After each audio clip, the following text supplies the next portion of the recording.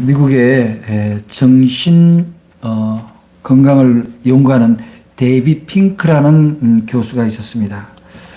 그 사람이 발표한 논문에 의하면은 사람의 정신을 안정을 시키기 위해서는 4가지가 균형을 이루어야 된다, 이렇게 발표를 했는데, 사람은 동물과는 근본적으로 다르기 때문에 그저 육적인 양식만 들어온다고 해서 그 삶이 유지되는 건 아니라는 겁니다.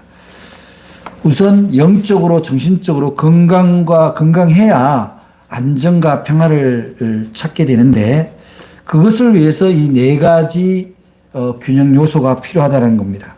그 첫째가 work, 일입니다. 사람이 일하지 않고 있는 것, 그 자체가 정신 건강에 상당히 위험하다. 그래서 성경도 일하지 않는 자는 먹지도 말라고 얘기할 때는 그 노동의 신성함도 있지만 일하지 않으면 건강을 해친다라는 얘기입니다. 두 번째는 자기가 즐거워하는 놀이가 있냐는 거예요. 물론 여기서 취미라는 거는 다른 사람에게 해하게 되지 않는 범위 내에 뭔가 자기 취미, 놀이 하나는 있어야 된다. 이 두 번째 균형이에요. 그래서 제가 지난 주간에 이제 신학대학원을 졸업하고 목회자 후보생으로서 출발하게 된 제자 한 명이 저한테 찾아왔어요. 그래서 내가 다른 얘기는 하지 않고, 너 다 잘 준비하는 거 좋은데 너가 사역과 가정과 그 중간에 너만의 기쁨을 줄 수 있는, 그것이 너의 영적인 건강에 도움이 되는 그런 취미는 하나 있어야 된다. 네가 잘하는 걸 꼭 찾아라. 거기서 회복을 얻어라. 네, 그런 조언을 했습니다. 그래서 그런 취미, 놀이, 이런 것이 균형을 이루고 있어야 되거든. 그런데 그것을 있게 하는 데에는 역시 우리 사람의 기본적인 정서 감정의 사랑의 감정이 있어야 된다. 이게 세 번째입니다.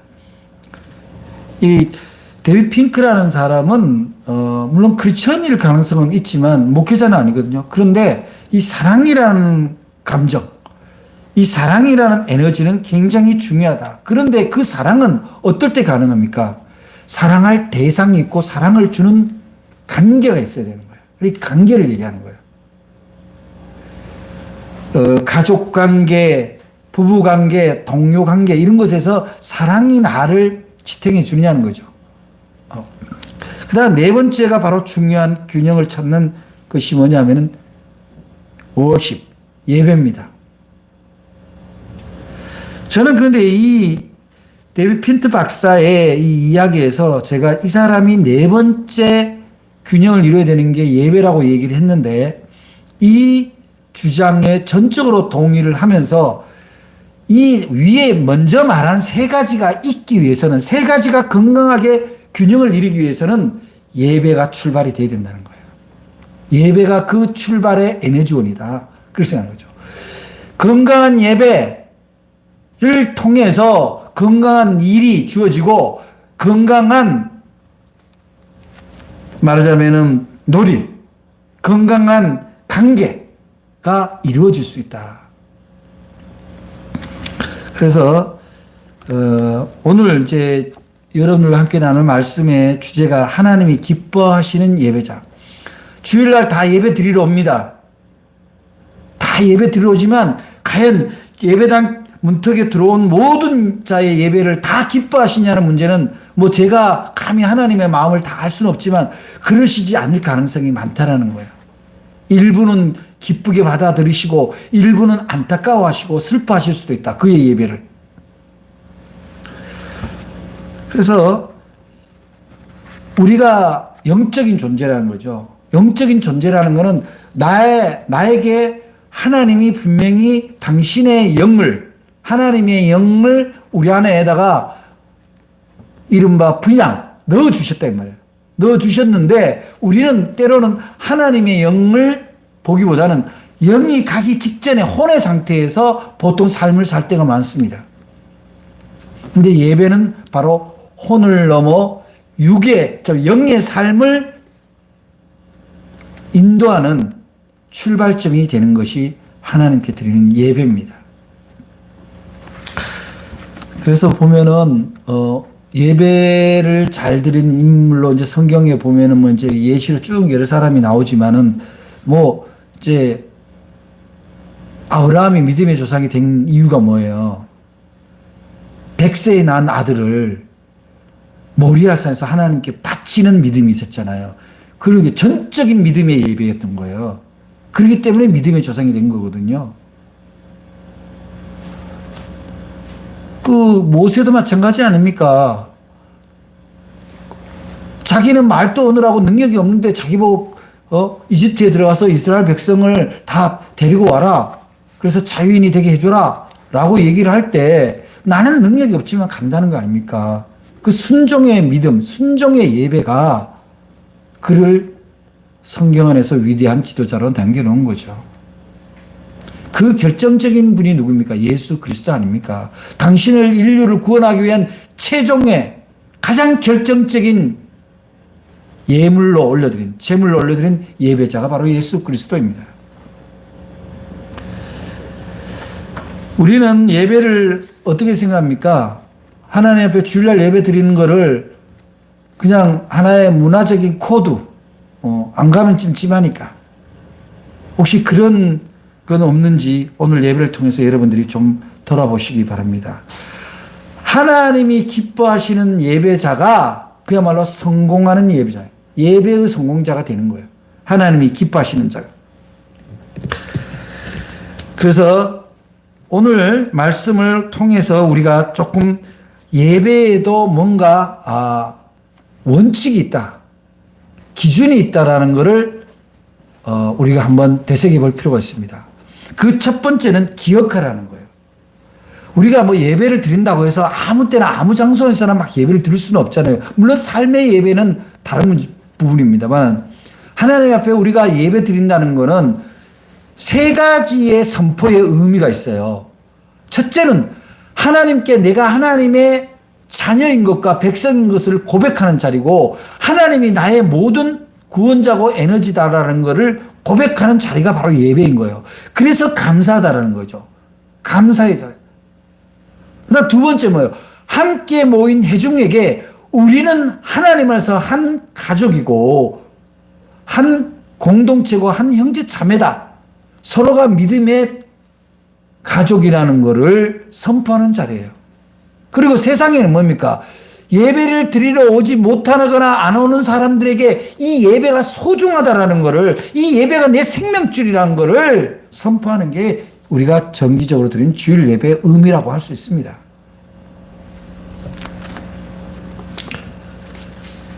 그래서 우리가 이제 구약의 전승에는 이제 뭐 안식일 그러잖아요. 안식일. 근데 신약에 와서는 예수님이 이제 십자가에 달려 돌아가시고 부활하는 날을 기념해서 이제 우리가 주일을 지키는 건데 그거를 금요일 날 돌아가셨으니까 3일 만에 부활했으니까 이제 주일 날 이제 지키는 건데 이런 겁니다. 진정한 안식은 어디서 오냐는 거예요. 진정한 안식. 여러분 명절이 되었습니다. 명절이 되었는데 별로 바쁜 것지도 않고 그렇게 형편이 빡빡하는데 단순히 귀찮아서 부모를 뵈러 안 가요. 가족을 만나러 안 갑니다. 그냥 귀찮고 내 형편이 찜찜하니까 가기 싫어 이렇게. 근데 안 가고 있는 그 시간이 과연 마음이 그렇게 편합니까? 그 다음날 일이 그렇게 잘 돼요? 되게 그렇지 않습니다. 가야 할 때 가는 거, 기억해야 될 날을 기억할 때 그 다음에 내 삶이 오히려 안정되게 출발할 수 있다는 거예요. 하물며 하나님의 자녀이고 하나님을 믿는다고 고백하는 우리가 하나님 앞에 예배 드린다라는 거, 예수 그리스도 이름으로 하나님께 예배 드린다라는 것, 그것을 잊어버린다는 거, 그거를 뒤후순위에 둔다는 것은 결국 내 삶의 출발을 불안정하게 출발한다 이렇게 볼 수밖에 없는 거죠. 그래서 사람들이 뭐 이렇게 오늘 예배 보러 가야지, 제발 그런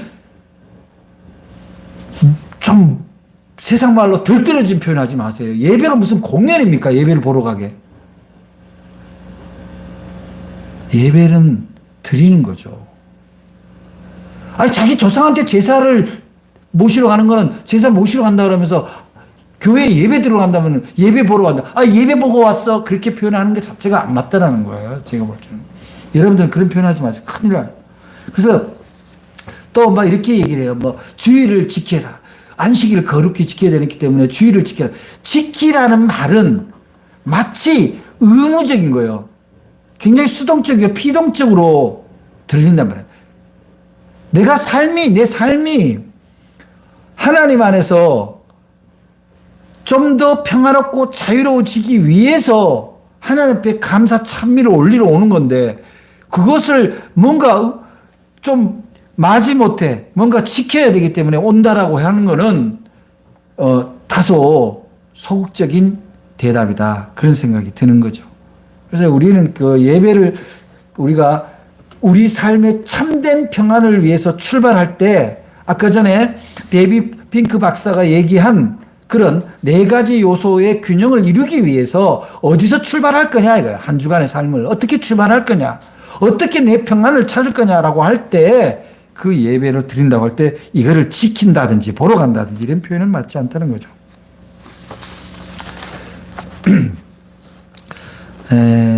어느 교회에 젊은 목사가 부임을 했어요.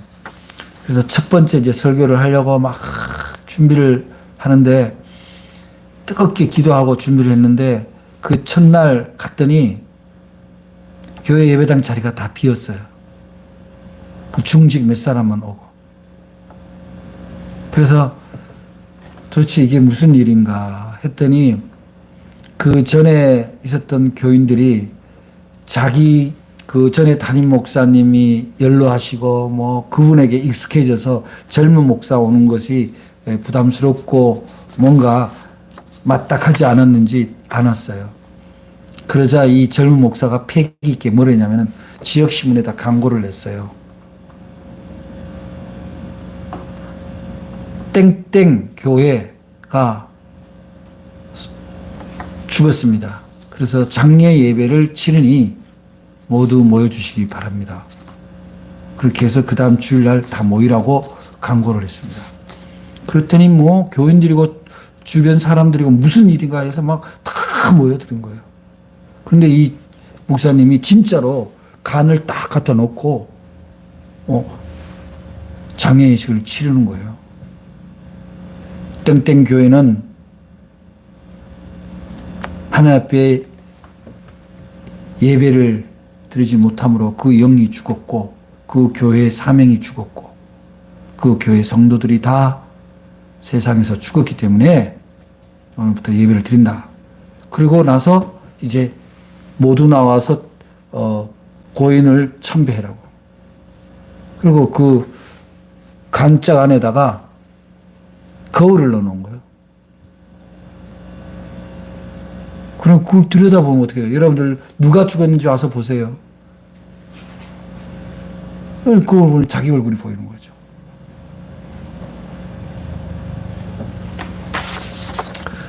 그 목사님이 아마 그런 얘기했을 거예요. 도대체 어디에서 평안을 찾냐는 거야. 어디서 부여를 찾냐는 거죠. 요즘 뭐 저도 비슷한 심정입니다, 사실. 그런데 하나님 앞에 예배 드리는 일을 자기 사정에 맞춰서 물론 집안에 큰일이 있고 경조사가 있어서 부득이한 경우는 뭐 하나님도 이해하시겠죠. 거기에 사랑이 담겨 있다면. 하나님에 대한 믿음이 담겨 있다면. 그러나 그렇지 않다면은 그는 하나님이 기뻐하시는 예배자가 아니라는 거죠.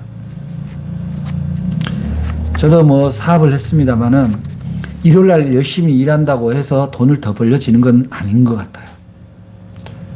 예배는 정말 소중한 것 같아요. 여러분 한번 산술적으로 생각해 볼까요? 한번. 사람이 혼자 집을 짓는 데는 30일, 한 달이 걸린다고 생각해 봅시다. 그럼 2명이 같이 지으면 어떻게 될까요? 보름쯤 걸린다고 볼 수 있겠죠? 3명이 지면 열흘 만에 집 지을 수 있어요. 그렇게 생각합니다, 보통. 자, 그러면 100명이 지으면 어떻게 됩니까? 그럼 그 1시간 만에 집 짓는 거예요? 몇 시간 만에 집을 짓는 거예요? 그럴 수 없는 거예요. 우리는 우리는 어느 때인가 그런 자기 이익의 합리주의라는 것에 사로잡혀서 하나님을 후순위에 두는 거예요. 세상은 다 순서가 있는 거예요. 절대 시간이라는 게 있습니다. 우리 삶의 평화로움을 얻기 위해서는 절대 시간은 예배 시간이에요. 그것을 기억하지 않으면 모든 순서가 어그러질 수밖에 없습니다. 그래서 근데 사람들은 이제 예배가 이제 뭐 들이다 매다 이렇게 하는 사람들의 특징이 뭐냐면 예배의 목적을, 예배의 목표를 정확히 인식하지 못하기 때문에 그렇습니다. 인생을 살면서 목표가 불투명한 것처럼 방황하고 우왕좌왕하는 삶이 어디 있겠어요. 마찬가지예요. 예배를 드리러 오면서도 이 예배의 거룩한 목적이 뭔지, 목표가 뭔지 인식이 없는 거예요. 뭐 어떤 사람들은 뭐 예배 들어와서 오늘 말씀, 목사님 말씀 중에 틀린 게 뭐 있나 그걸 찾는 사람도 있대요.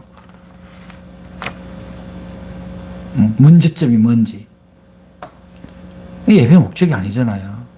또 어떤 사람은 오늘 누가 왔나 안 왔나 숫자 세는 사람이 있어요. 그게 예배 목적이 아니잖아요. 또 어떤 사람들은 뭐 성가대에 나가서 참 멋있게 찬양하고 싶어서 교회 온다 그러는데 그것도 예배 목적이 아닙니다. 예배 목적은 내가 지난 한 주간 하나님께 감사의 제목이 뭔가를 다시 되새기는 것이 예배의 목적이에요. 우리는 하나님을 찬미하기 위해서 예배를 드리지 하나님한테 불평불만하기 위해서 오는 거 아니에요. 찬미라는 건 뭐예요? 감사가 있어야 찬미가 넘치는 거 아닙니까? 정말 여러분들 한번 돌아봐 보세요. 여러분들 정말 여러분들의 한 주간의 삶이 그렇게 감사 제목이 없습니까? 정말 하나님한테 막 달려와서 하나님 이 일도 감사하고 이 일도 감사합니다. 그렇게 기도할 게 없냐고요. 하나님이 그렇게 해주신 일이 없어요. 우리 예배의 목적은 하나님을 찬미하고 하나님께 감사 고백을 드린 거예요. 한 주간도 하나님이 나의 부족함을 아시고 나의 어리석음을 아시고 나를 여기까지 살려주시고 인도해 주셨다라는 감사가 있어야 된다는 거죠. 깨달음의 감사가 있어야 된다는 거예요. 그걸 위해서 우리는 예배를 드리는 겁니다. 그 다음에 뭡니까? 그 감사가 있으면 나도 반응이 있어야죠. 사람이 감사합니다 그래놓고는 뒤는 뚝이면 안 된다 이 말이야. 그게 뭡니까? 헌신이에요, 헌신.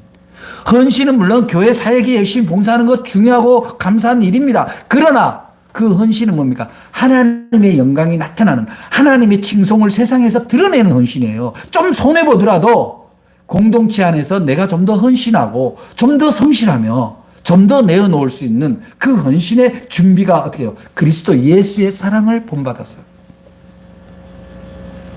그런 겁니다. 근데 그 헌신은 어떻게 가능합니까? 그냥 나 헌신한다고 막 헌신이 되나요? 그 안에 사람의 성품, 그리스도인의 덕성이 그 안에 충분히 함양되고 준비되지 않으면 그 헌신이 불가능한 거예요. 그게 뭡니까? 그리스도의 성품이 뭐예요? 바로 성령의 사람이 되는 거죠.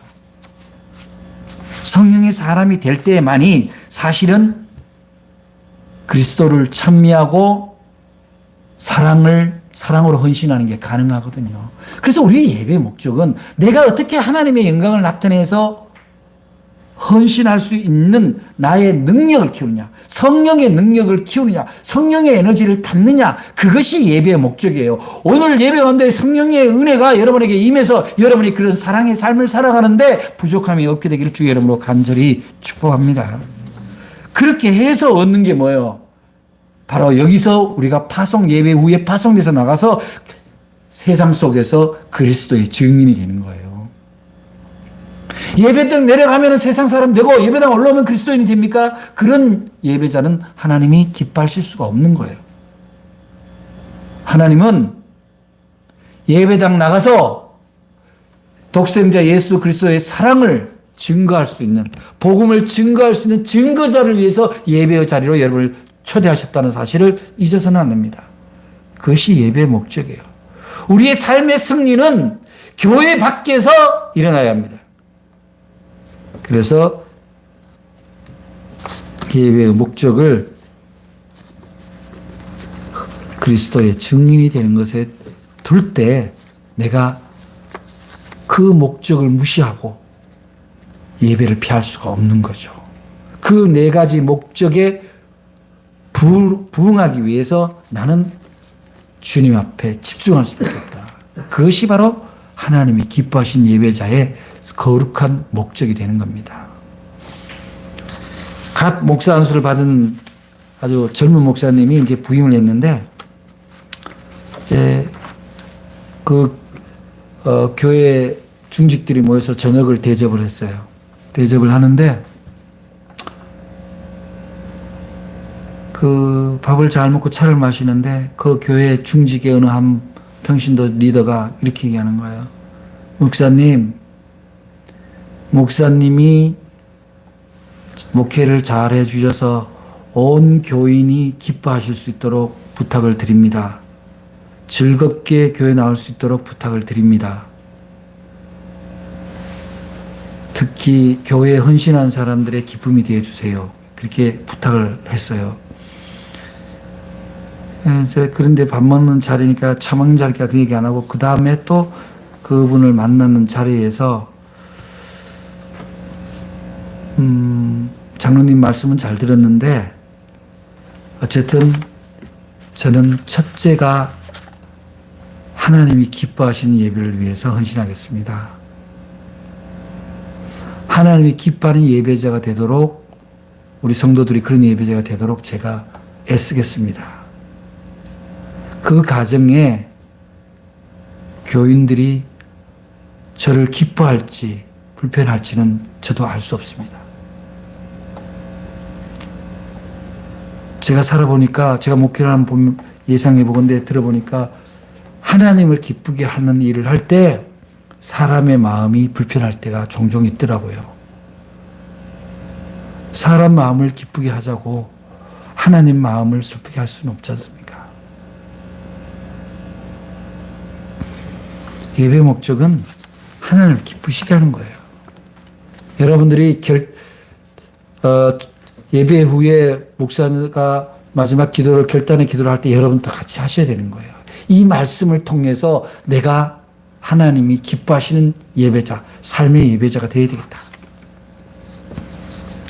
그래서 우리가 하나님이 기뻐하는 예배자로서 원칙은 건강한 목표, 바람직한 목적이 있어야 되지만 그거에 이어서 거기에 따른 바른 자세도 필요해요. 예배의 자세가. 예배 자세, 오늘 말씀에 뭐라고 나옵니까? 오늘 말씀에 보니까 주님이 이렇게 얘기해요. 자, 23절에 아버지께 참되게 예배하는 자들은 영과 진리로 예배할 때가 오나니 곧 이때라. 그리고 아버지께서 자기에게 이렇게 예배하는 자를 찾으신다. 이렇게 말씀하십니다. 영과 진리로. 자, 영과 진리로. 영은 성령이죠. 성령의 힘에 덧입어서 예배를 드리고, 진리는 뭐냐? 그리스도의 복음에 맞는 말씀입니다. 그 말씀에 진리가 있는 곳, 깨달음이 있는 곳, 그곳으로 예배를 드리라는 거예요. 지나치게 현상적인 것, 신비주의적인 것에, 하나님은 신비로운 분이죠. 그렇지만 예배당을 그렇게 만들지는 말라는 거예요. 은혜와 진리라고 할 때 균형입니다. 균형. 여러분들이 하나님의 말씀에 대한 진리를 깨닫지 않는 상태에서 그런 현상의 것만 현혹이 되어서 거기에만 매몰되어 있다면 반토막이에요. 그것이 자기한테 안 오면 하나님에 대한 신뢰가 깨지니까요. 그런데 깨달으면 다른 부분이에요. 자기 안에 체화되는 거예요. 그래서 전적인 진정한 신령하게 예배를 드리는 것이 바로 거룩한 예배의, 하나님 기뻐하는 예배의 자세다. 또한 오늘 또 말씀 나오지만 진정으로 드리라는 거예요. 진정이란 예배는 뭐예요? 마음의 준비를 하고 오라는 거예요. 마음의 준비를 하고.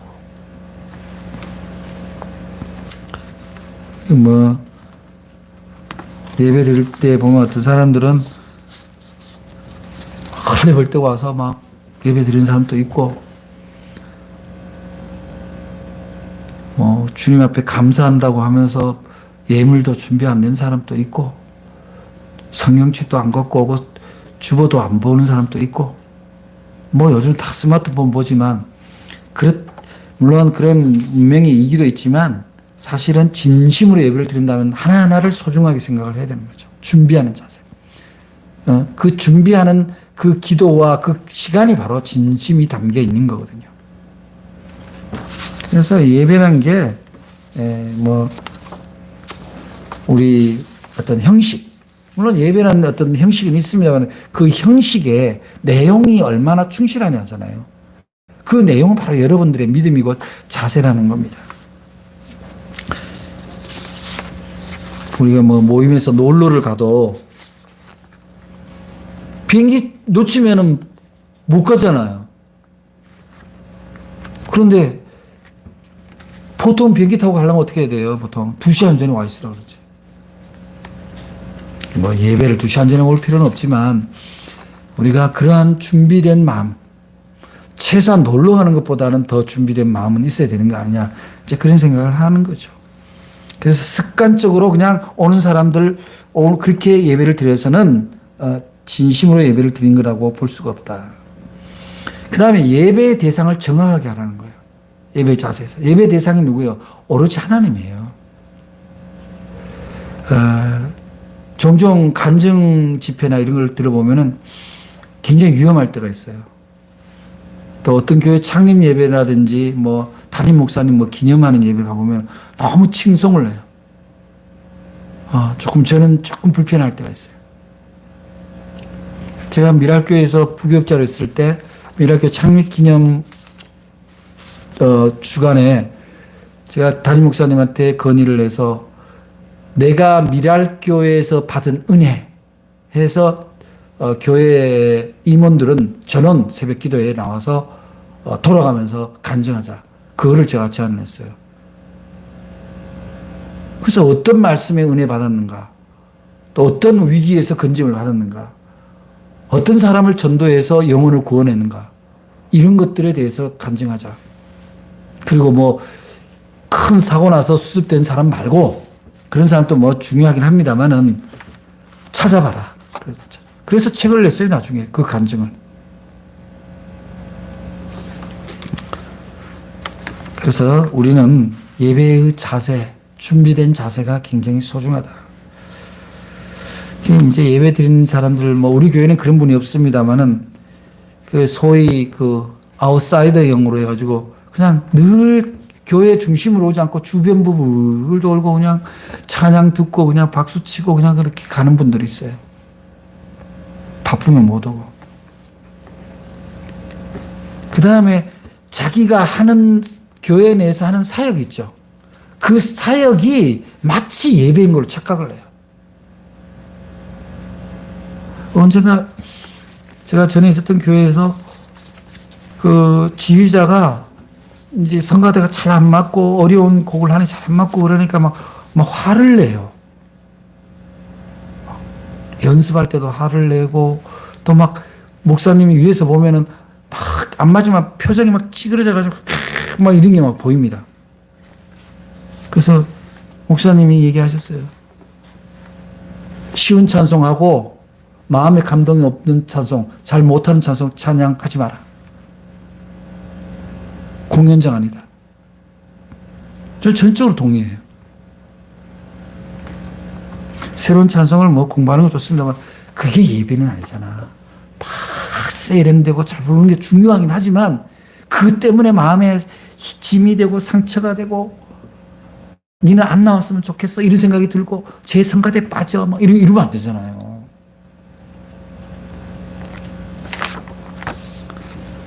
교회 학교도 마찬가지예요. 뭐 토의하면은 막 자기 주장 막 하고 막.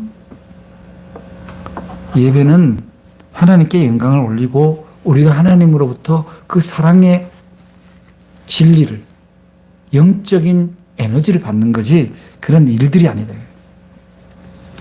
또 어떤 사람은 막 금방 막 뜨거웠다가 누가 조금만 바라면 막 금방 식고.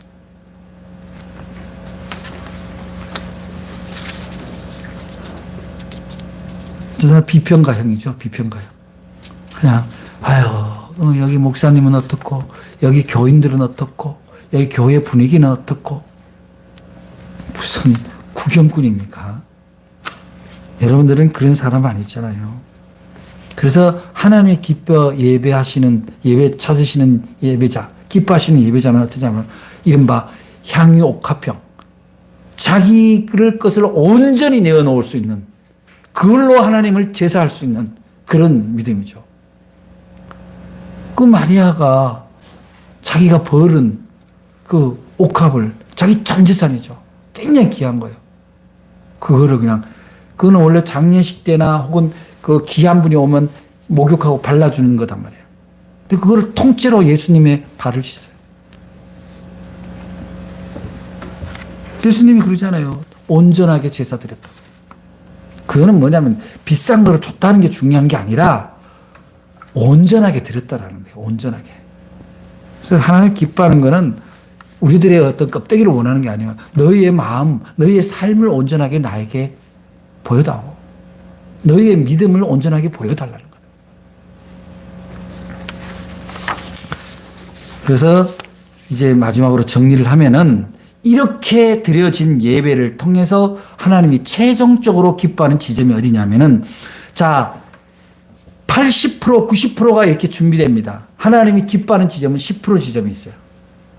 그렇게 얻은 은혜를, 그렇게 깨달은 진리를, 그렇게 네가 얻은 영적인 에너지를 삶과 연결된 예배로 드리냐는 거예요.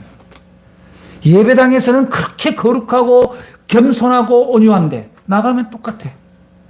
그러면 예배당에서는 하나님 입에 달고 살면서 예수님 입에 달면서 바깥에 나가서는 예수님 입 밖에도 안 내. 곤란하잖아요. 그러한 영적인 에너지를, 그런 말씀의 은혜가 바로 세상 속에서 증거될 때, 삶 속으로 연결할 때 그 예배자를 하나님이 기뻐하시는 거죠. 여러분, 마라톤을 뜁니다. 42.195인데 41.195 오면 골인이 됩니까? 안 돼요. 안 돼요. 그래서 우리의 예배의 성공 여부는 바로 우리들의 삶의 현장에서 주님이 확인하신다. 그런데 그 출발은, 스타트선은 반드시 지켜야 되는 거죠. 그래야 승리의 멸관을 쓰는 거예요. 그 스타트가 어딥니까? 바로 예배입니다. 주님 앞에 예배 드리지 않고 성공의 삶을 꿈꾸지 마세요. 예배자가, 하나님이 기뻐 찾으시는 예배자가 될 때 인생의 성공이 된다는 것을 여러분이 믿으시기를 바랍니다. 그래서 오늘 말씀인 진정한 예배자는 감사와 주님 앞에 올려드릴 자기 삶의 기도를 가지고 나오는 사람들입니다. 그거를 놓고 기도하고 준비하는 사람입니다. 그 사람이 바로 하나님이 찾는 예배자죠. 그래서 그 사람들의 특징은 뭐예요? 그런 진정한 예배자, 하나님이 기뻐하신 예배자 특징은 먼저 기억한다는 거예요. 주의를 거룩하게 지킬 기억을 한다는 거예요. 그 다음에 그 목적, 예배의 참 목적을 그대로 수행한다는 거예요. 받아들이고 따라간다는 겁니다. 자세를 분명히 하고 오직 하나님 앞에만 예배 드리는 그런 예배자. 그래서 그러한 총체적인 예배의 은혜가, 예배의 에너지가 삶 속에서 잘 구현되는, 아주 평화롭게 이루어지는 그 사람이 바로 하나님이 기쁘시게 보는 그런 예배자라는 사실입니다. 우리 모두가 그러한 예배를 통해서 하나님이 기뻐하는 자가 될 수 있기를 주님의 이름으로 축복합니다. 기도하겠습니다. 사랑의 하나님 감사합니다.